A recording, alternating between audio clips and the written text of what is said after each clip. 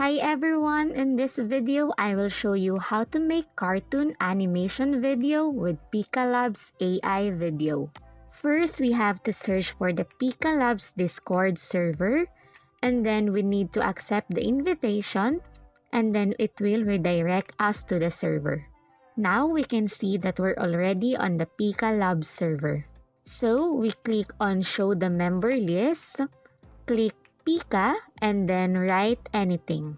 So if we want to create a new completely character, then we just have to type slash, then you can see create here. So let's write dog running in strawberry field. So you can see that it's generating.